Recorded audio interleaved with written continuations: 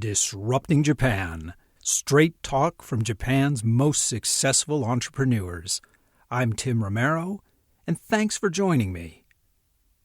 You know, education is hard to disrupt. And as longtime fans know very well, that's both a good thing and a bad thing. It's good because education is so important and foundational, not only to how well a given child will do later in life, but also because in the large developed nations, the educational system forms the basis of society itself.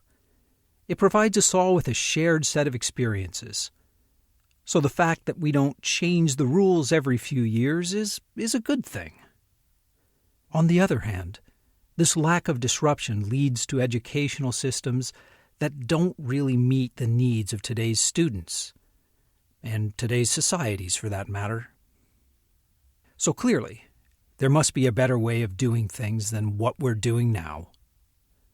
Well, today I'd like to introduce you to someone who's found a better way. Yoshito Hori founded Globis as a small business training school and grew it into Japan's first independent and fully accredited business school offering MBAs. And then, Globis became Japan's most popular MBA program. Yoshito's strategy for innovation is fascinating. Unlike similar schools in the U.S., Globis does not compete on cost. In fact, the Globis MBA is more expensive than similar degree programs at Todai or Hitotsubashi. No. Globis is doing something unique, and something that is making a lot of people rethink how university and postgraduate education is done in Japan. But you know, Yoshito tells that story much better than I can, so let's get right to the interview. So we're sitting here today with Yoshito Hori of Globis. So thank you so much for sitting down with me. Thank you very much as well. Globis has about 7,000 students per year. It's the most popular MBA in Japan. It always does well in the national business school rankings here. Mm-hmm. But what seems most unusual, it's a truly international MBA program. So you have students both from Japan and overseas now, right? Yeah. What sort of ratio? Well, we have English MBA program and Japanese MBA program. Japanese MBA program is a part-time program. English MBA program, we have part-time, full-time, and online. We have roughly about over 100 English MBA program students, and we have about 800 Japanese MBA program. Well, that's interesting. So you have more Japanese students, but it sounds like there's a lot more flexibility in the English language courses. That's right, yeah.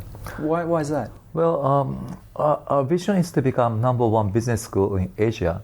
In order to become number one business school, we need to have full-time English MBA program. But in case of Japanese, we don't need to have a full-time Japanese MBA program because not many people quit jobs to get MBA in Japan. And therefore, in Japanese side, we have Japanese MBA program in 5 locations with Mito and Shin Yokohama, like a Yokohama station, for hub campuses, and also online.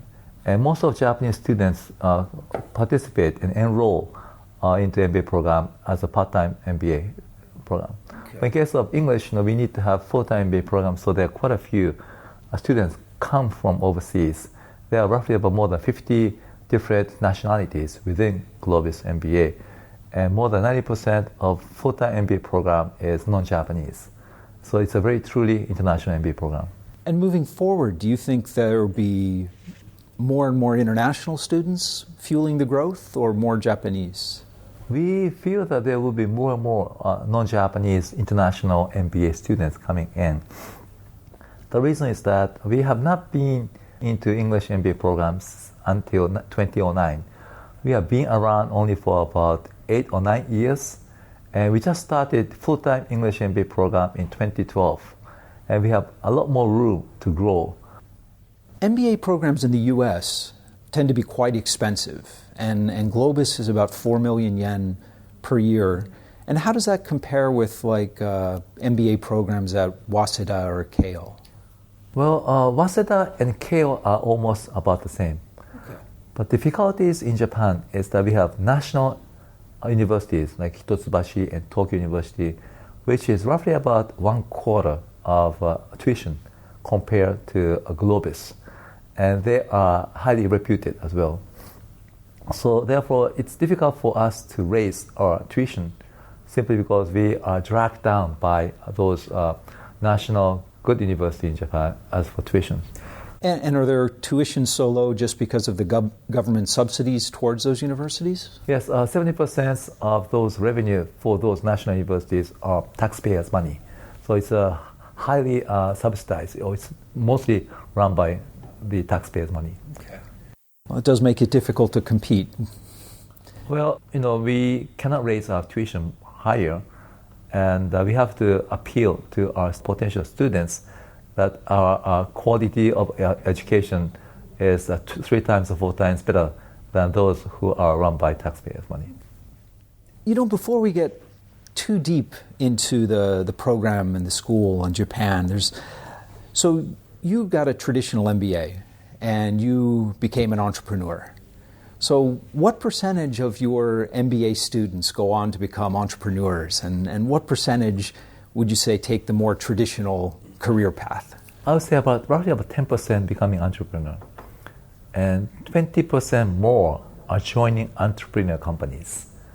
Okay. And then roughly about 20% will be changing jobs to, let's say, like consulting or other foreign affiliate companies. I think roughly about half remain in their companies. And are those numbers pretty similar for both the Japanese students and the non-Japanese students? In case of non-Japanese students, it's difficult to compare because quite a few of them come from overseas to study here in Japan. And most of Japanese students, are living here in Japan, and therefore it's difficult to compare. But in case of non-Japanese students who come to Japan, some start their own companies here, and some change their jobs, and some go back to their home countries. So that 30% of Japanese Globis MBAs are either starting a new company or joining a startup company. Yeah. Oh, that's fantastic. That's really high. It's quite high. Excellent. Well, listen, before we talk more about Globis, let's take a step back and talk about you. Okay. So you went to Harvard Business School. This was back in 1992 when you were graduating, and this was before the last internet bubble. What made you decide to start a new company rather than just, join a consulting firm or go into a very high-paying job at a Japanese firm? I was sponsored by Sumitomo Corporation to get my MBA, and I feel thankful for my sponsor company, Sumitomo, that I had never thought about changing my jobs. And I was planning to come back, and I did come back to Sumitomo. But I really wanted to start up my own companies, and I wanted to become an entrepreneur. So I came up with 30 or 40 business ideas, and I shortlisted into 2, and I raised 2 business plans within Sumitomo Corporation for the new businesses to be done and executed by Sumitomo Corporation. But those 2 business plans were rejected by Sumitomo, and therefore I had to do either of them by myself, and I chose to do Globis idea. And I raised capital from my friends, a small capital, only about $8,000, and I started Globis from scratch. But what changed your mind? There must have been some point. So you were on a great career track at Sumitomo, where they'd sent you to get your MBA. Was starting your own company something you always wanted to do since you were a boy, or? I never thought about becoming an entrepreneur in my life until I went to Harvard. My father was a nuclear scientist, and my grandpa was either a politician, and the other one was also an engineer scientist. So I always thought about becoming a scientist or a politician. But I decided to become more like a business person, so I joined Sumitomo Corporation.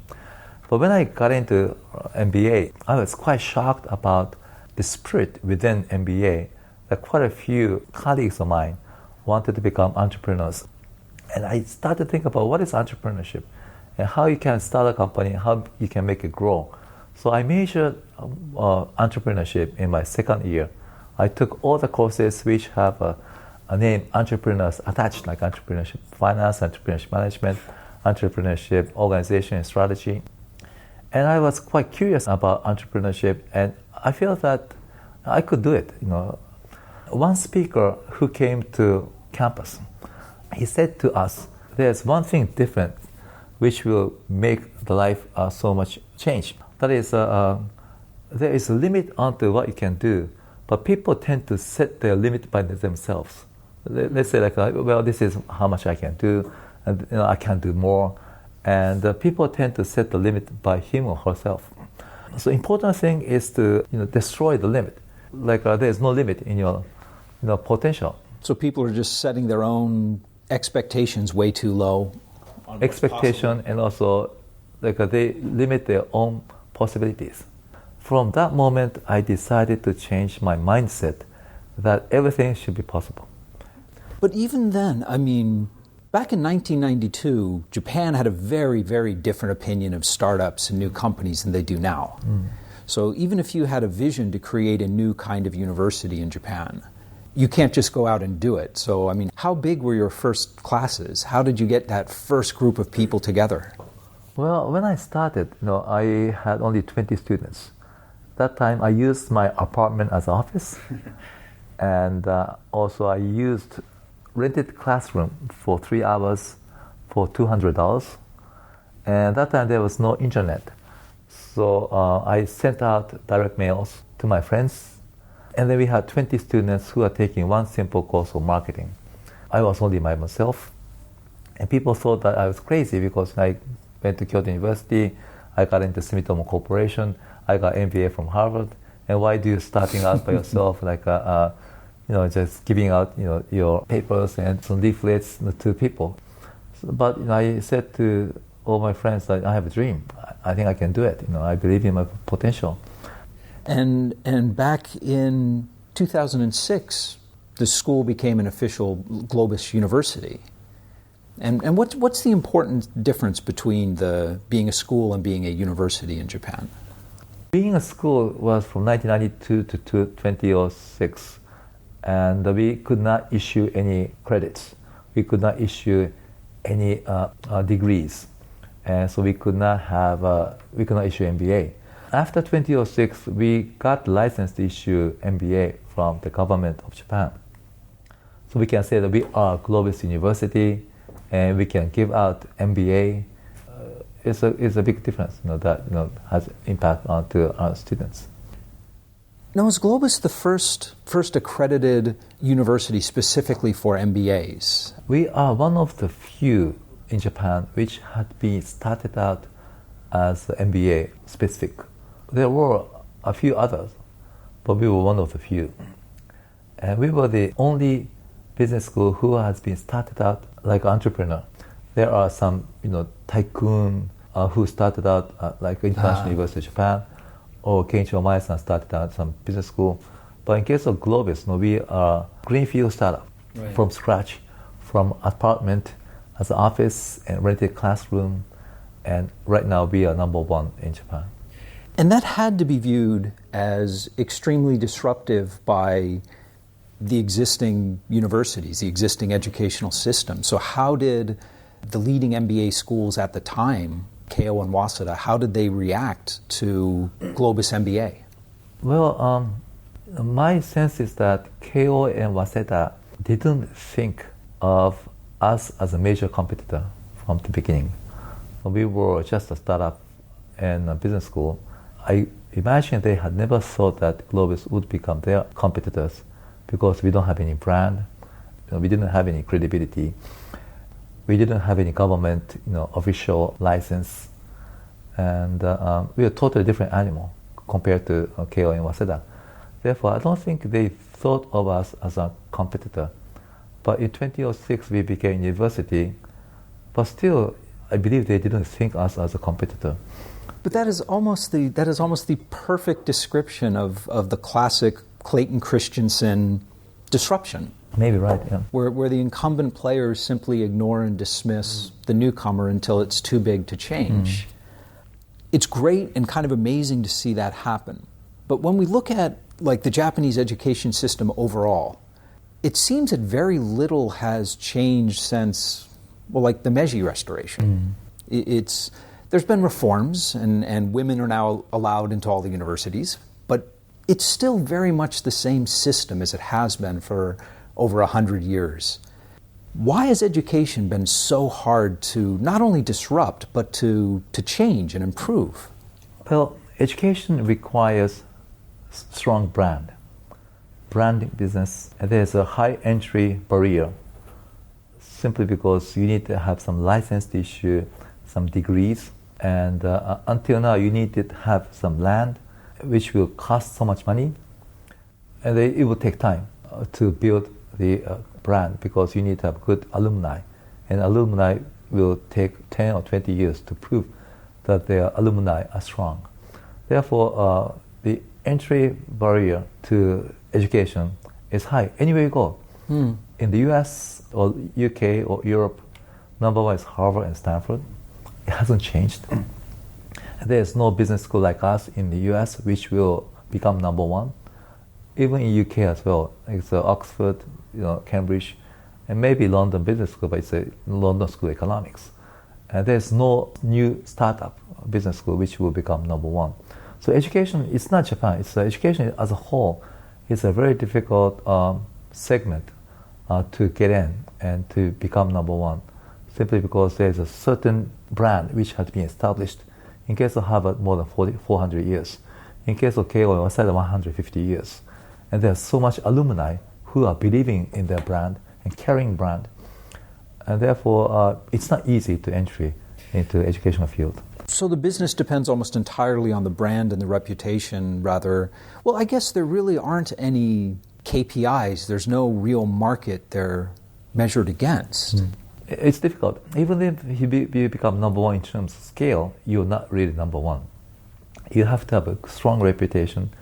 You have to be chosen by employers that their alumni are quite capable. So those reputation is hard to build. If you are to become number one in e-commerce, it's easy. KPI is revenue. Right. And if you become number one in search engine, it's quite easy. It's the biggest usage. However, in case of education, it's not easy to measure number one. Therefore, the strategy to get in has to be a little bit different from actual businesses that you're in. That makes a lot of sense. Next year, you're going to be moving ahead even further. You've announced that you're having a fully accredited online MBA program. So it's all live. It's not like pre-recorded videos. And in a blog you wrote, you mentioned that you really thought this was the future of education. So why? I've been always thinking about what the education will be looking like in 2030 or 2040. Education up until now has not been changed since the era of Socrates. You meet and you discuss and you use some kind of textbook. And that's education. However, with technology, education will be changed.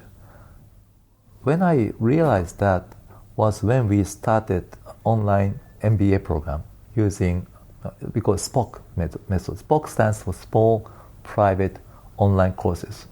MOOCs stands for Massive Open Online Courses. MOOCs was just the library of video data. SPOCs is interactive, real-time discussion based with only about 30 or 40 students. So, which is just like a case method discussion. And we do a classroom with 30 or 40 students in a classroom. SPOC basis, everybody is online, and anybody can be in the US, somebody can be in Italy, somebody can be in Japan or China. And then you hook into internet on the same time. We did that for one case, which is the same case as we did in the real class. The responses are quite amazing. Most of the students thought that the experiences of learning is almost identical to real classes. I was a professor teaching that course, and I felt the same way. Wow, this is going to be the future going to be looking like. So therefore, we started online Japanese MBA, online English MBA program, and now we have quite a few students enrolling into online MBA program from US and also from Europe and from Asia. And that's just the beginning. We abolished all the paper, all the cases, everything were online now. All the communications being done online. And then in the future, we feel that everything will be done online. Let's say like in case of music, there used to be LP, then it became CD, it was download. And nobody downloads CD any longer. It's mostly streaming. Nobody buy that. So in case of the same as education, I think education will become more like streaming. I want to push back on that a little bit because I think it's true. We certainly can provide maybe even a superior educational experience, a superior teaching experience online rather than a classroom base. But even like thinking back to your time at Harvard, how much of the value you got out of the school was information being poured into your brain, and how much of the value was the informal interactions and the friendships and like bouncing things around? Are you worried that we'll be missing that when we move online? Well, it's more like education is going to be disconstructed. Some part of education can be done online. Some part of it will not be done online. That's like going out for drinks cannot be done online. Some kind of like chatting in the classroom cannot be done online. However, more and more things are being done online. Let's say after the class of online courses, it's amazing that people go out for drinking in front of the display. They say cheers. Really? They do chat. They do chat after the class. Well, this class was doing this, and what do you think? And there was actual drinking going on online. And actual chatting is going on online.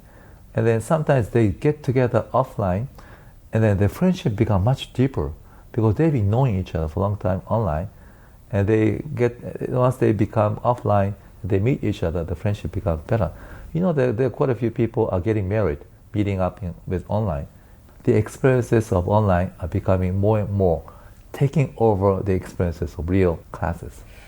That's true. It might be a generational thing as well. So younger people are more used to interacting and more comfortable interacting meaningfully online. But I can't help but wonder that if Sumitomo had sent you to an online MBA, if you would have not have chatted as much and drank as much and talked as much with your fellow students and decided to become an entrepreneur. Well, it's difficult to say. It's difficult to say that, more and more online students will be getting more experiences as well.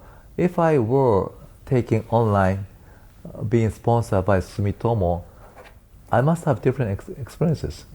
And that experiences will not be judged worse or better. It's totally different experiences. And new experiences will emerge out of the online education, which could not be experienced in real classes.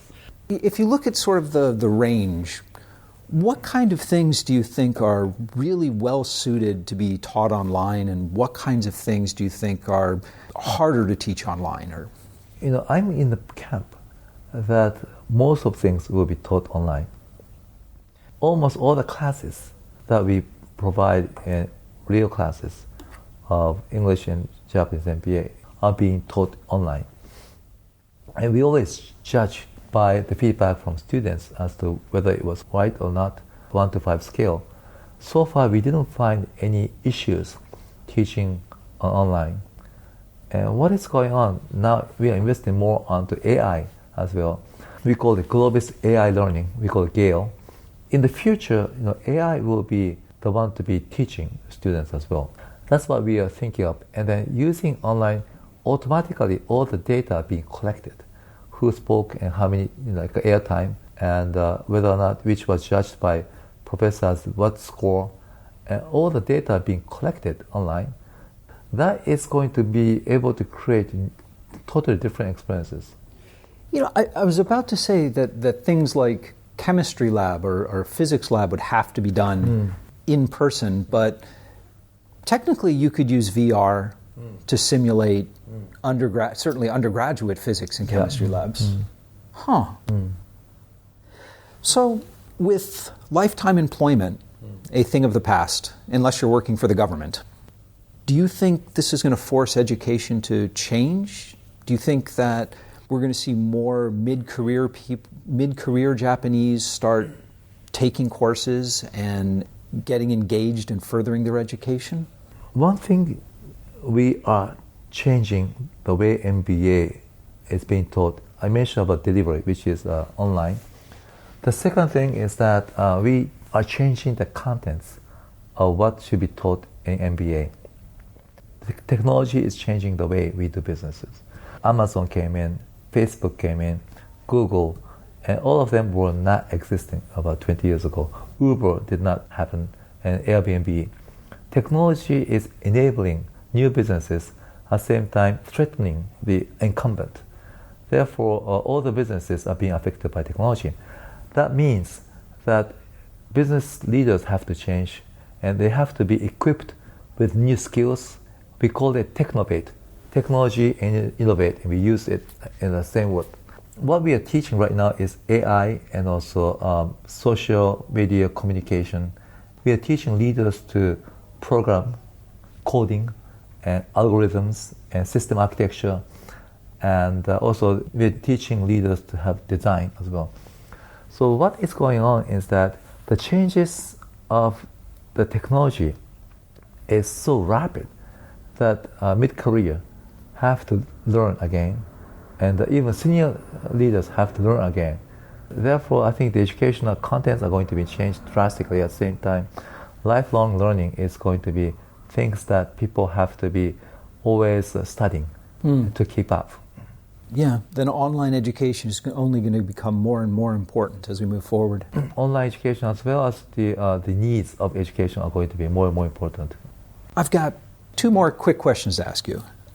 So I'd like to ask you a little bit about Japan in general.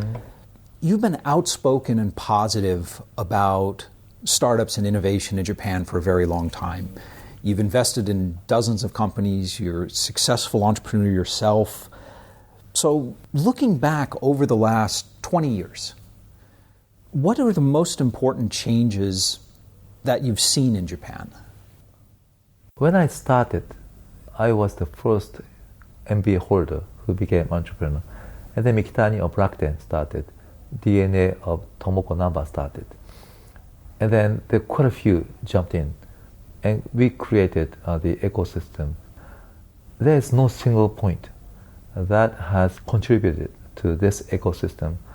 It's more and more best and brightest are coming into entrepreneurial field, and they are becoming as a role model, and they're buying professional basketball team, professional baseball teams, and they are becoming visible in societies, and they are being respected, and they are educating new leaders within their organization, and there is a spirit of entrepreneurship, and that has created this ecosystem. So I guess it goes back to what you were saying before, and how people set their own limitations. They believe their own limitations are too small, but when they can see all these role models, they realize that those limitations are false, and they can do it too, and they try.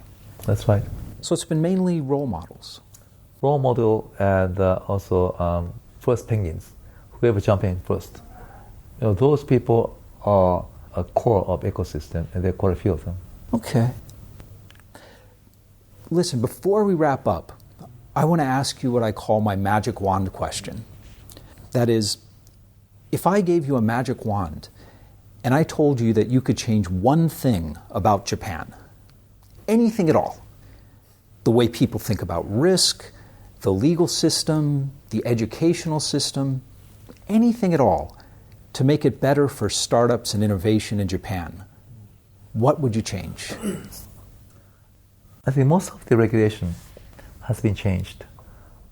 And I give a good credit to Prime Minister Abe for fostering entrepreneurial ecosystem and spirit as well.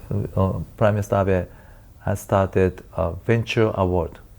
Prime Minister giving award to successful entrepreneurs. We have more capital coming in, more venture capital, more entrepreneurs, and more NGOs coming up. If you are to narrow it down to entrepreneurship, I think most of the things have been done already. Okay. Well, let's broaden it then. To improve Japan, it doesn't have to necessarily be startups and innovation, but just to make things better, what would you change?